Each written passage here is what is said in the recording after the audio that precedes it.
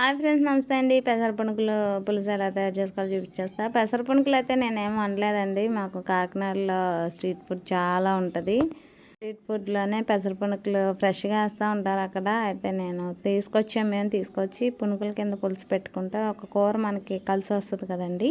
Morning లేసి ఏం కూర వండాలా అని ఆడవాళ్ళకి టెన్షన్గా ఉంటుంది. ఈరోజు వండేసుకుంటే నెక్స్ట్ డే ఏం వండాలా అని ఆలోచనే ఉంటుంది మన ఆడవాళ్ళందరికీ.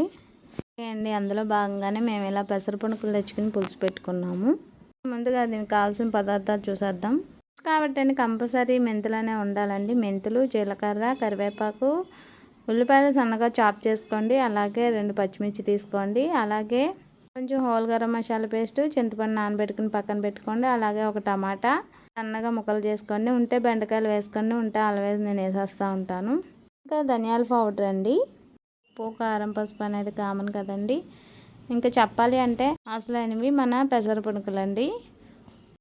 స్టవ్ ఆన్ చేసుకుని ఒక 4 స్పూన్స్ పడుతుందండి పులుసు కాబట్టి ఒక 4 వేసేసుకోండి. 4 స్పూన్స్ ఆయిల్ వేసుకుని ముందుగా మన మెంతులు దోరగా ఫ్రై చేసుకోవాలి. మెంతులు, జీలకర్ర, కరివేపాకు వేసుకుని బాగా ఫ్రై చేసుకున్న తర్వాత మన ఆనియన్స్ అనగా చాప్ చేసుకున్నాం కదండి. ఉల్లిపాయ, పచ్చిమిర్చి కూడా వేసుకుని కొంచెం ఉప్పు వేసేసుకొని బాగా ఫ్రై చేసుకోండి. తర్వాత హోల్ గరం మసాలా పేస్ట్ వేసేసుకొని దీనివల్ల అల్లం పేస్ట్ ఉంటుంది కాబట్టి అది వేసేసుకొని బాగా ఫ్రై చేసుకోవాలండి పచ్చివాసన పోయేదాకా. తర్వాత కొంచెం పసుపు కూడా వేసేసుకొని మన బెండకాయ ముక్కలు కూడా ఒకసారి వేసేసుకోండి.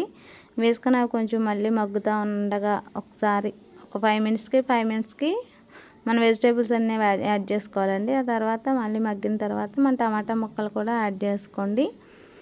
అంతే, టమాటాలు కూడా బాగా మగ్గిపోయాక కొంచెం కారం వేసేసేయండి. కారం కూడా ఒక 2 సెకండ్స్ ఫ్రై చేసుకొని చింతపండు వాటర్ పక్కన పెట్టుకున్నాం కదండి. చింతపండు వాటర్ అనేది వేసేసుకోండి, సరిపోతుందండి. అది వేసుకున్న తర్వాత కొంచెం ధనియాల పౌడర్ కూడా వేసుకోండి. ధనియాల పౌడర్ కూడా ఒకసారి తిప్పేసుకున్న తర్వాత మన పెసర పునుకులన్నీ అందులో వేసుకుని అటు ఇటు టర్న్ చేసండి. ఆ పులుసు అంతా పట్టేలాగా బాగా మరిగిపోతుంది. ఆ పెసర పునుకులు పట్టి అంతే, ఎంతో రుచికరమైన మన పెసర పునుకుల పులుసు అనేది రెడీ అయిపోతుంది.